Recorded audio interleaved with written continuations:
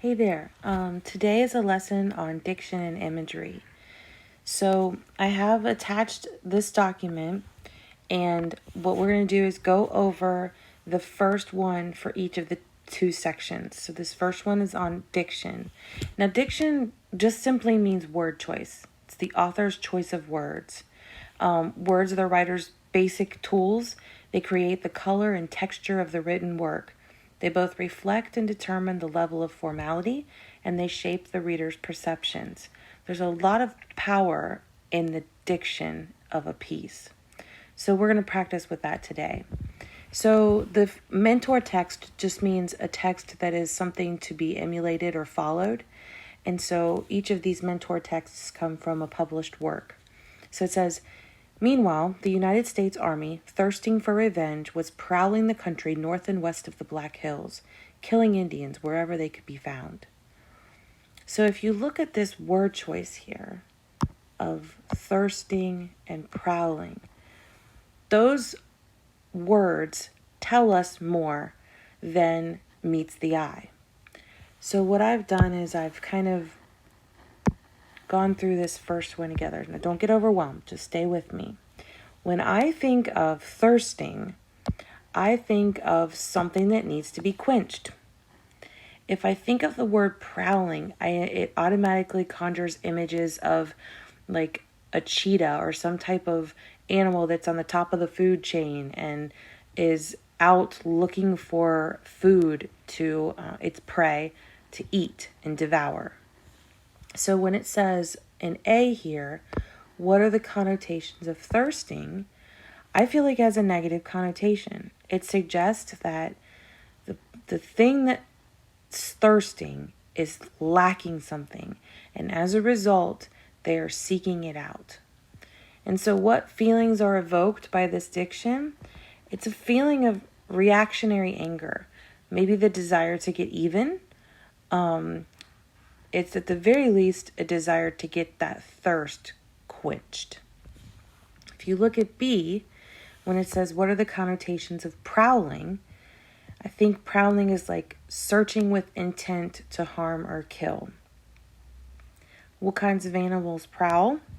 Prowl to me suggests kind of sneaking, lurking in the shadows, stalking the prey.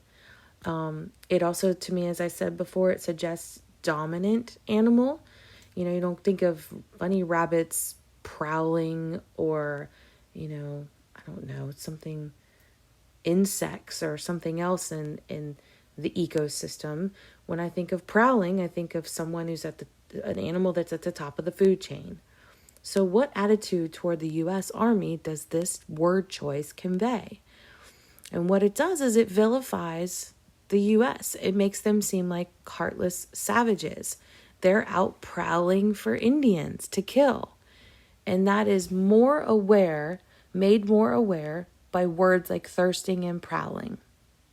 Okay, so there's this practice below that says, use an eating or drinking verb in a sentence which expresses anger about a parking ticket. Do not use the verb to literally express eating or drinking. So I just went to, okay, that's for the next thing. The first word that came to my mind was bite for eating. And so I just kind of looked at some of these synonyms like chew, munch, crunch, champ. None of the other synonyms for the other parts of the definition really seem to be eating words.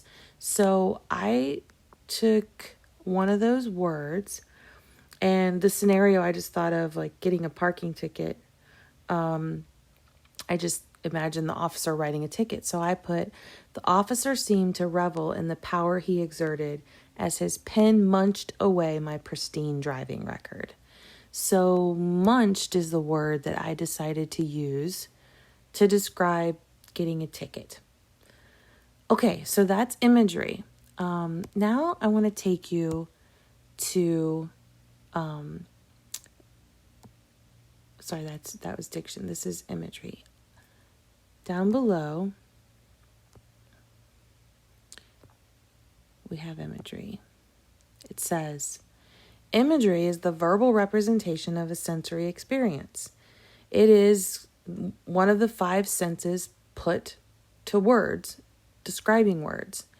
So one thing also that it does is good writers experiment with a variety of images and even purposefully intermingle the senses.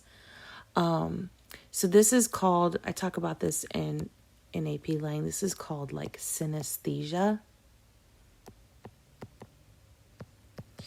When you like saying that when you're talking about the way you want to talk about how a mountain looks and you say the mountains roar, mountains, it's personifying the mountains, but it's giving a sound to a visual.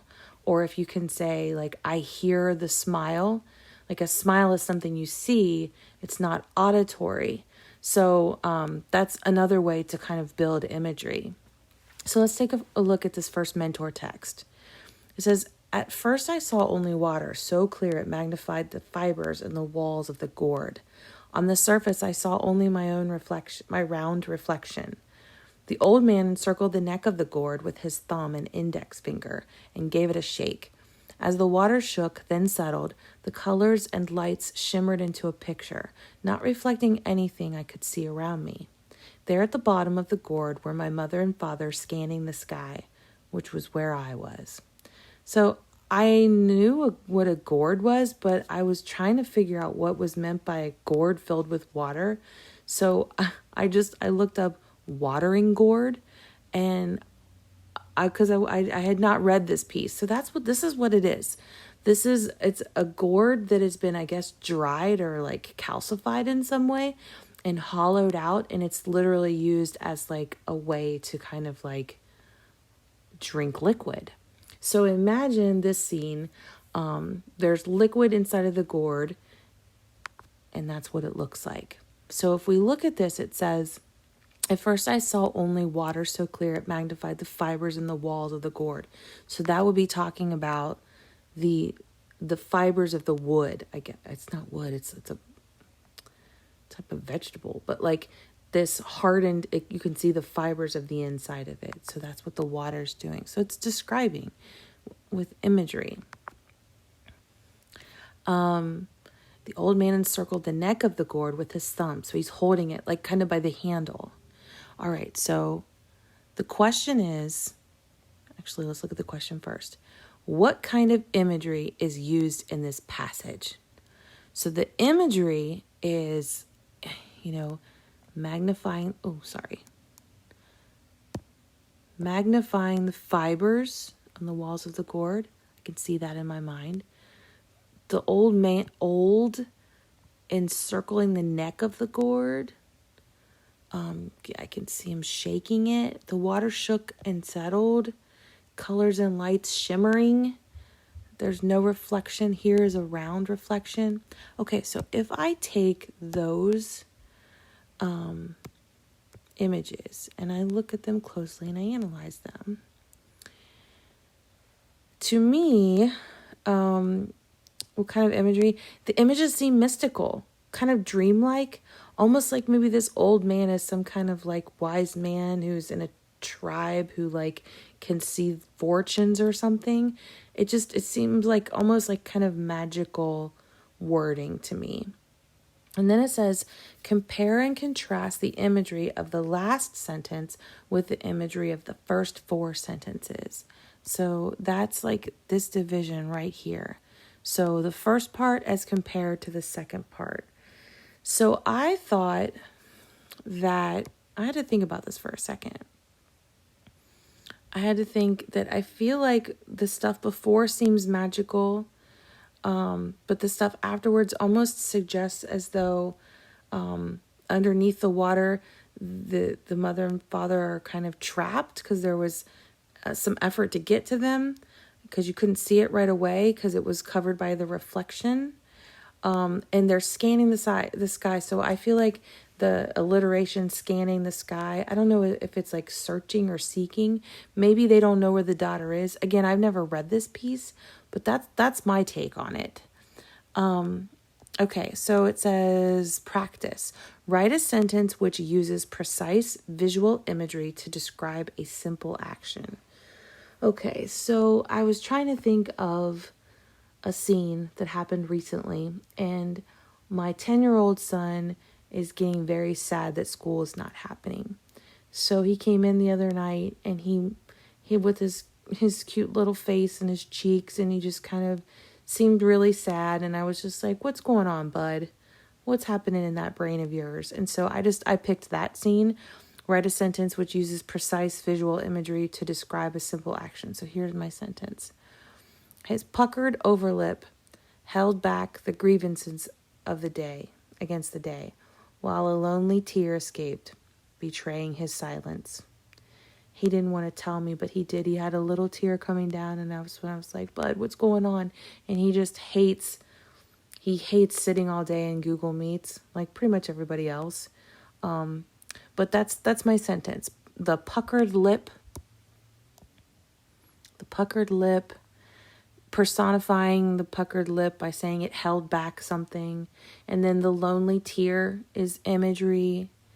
I tried to do something with escaped, because that was more of a power verb than like fell or rolled, which is kind of a predictable one.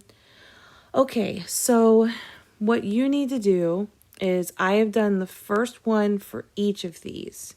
And so there are 3 more. There's the second, third, and each of them, they're not the same activities for each of them. They're different ones. So I would like for you to complete this. The reason why we're doing this is to look through this, to really pay careful attention to the word choices that we can make to really paint a picture, or to show rather than tell in our writing. So I have also attached other ways to say said. So you're going to have to include dialogue in your narrative. So these are just other ways. Now you can't use them interchangeably. So mimicked does not mean the same thing as approved, but approved might be really targeted to what it is that you want to say instead of the word said. You can't use shrieked interchangeably with crowed, but crowed can be really targeted and really help show rather than tell. I have also attached a how to write dialogue, like a connection to this link. I really like it.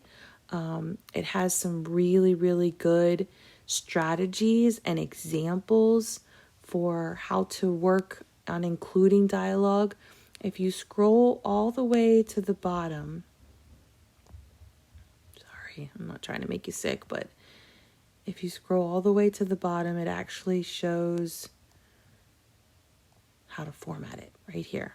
Sorry, didn't need to make you sick, but it tells you how to do it. And for those of you who are not practiced at it, and it tells you things to watch out for, mistakes you shouldn't make, and all of that good stuff. So when you consider adding the descriptive elements to your narrative of a persuasive moment, I want you to really include strong diction, really targeted diction. And I want you to use power verbs that really show something rather than telling. I want you to include 3 or 4 really major scenes of dialogue. And so you'll use that website to kind of help guide you through that. Okay, so that's it for this video lesson. If you have any questions at all, please feel free to email me and I will get right back to you.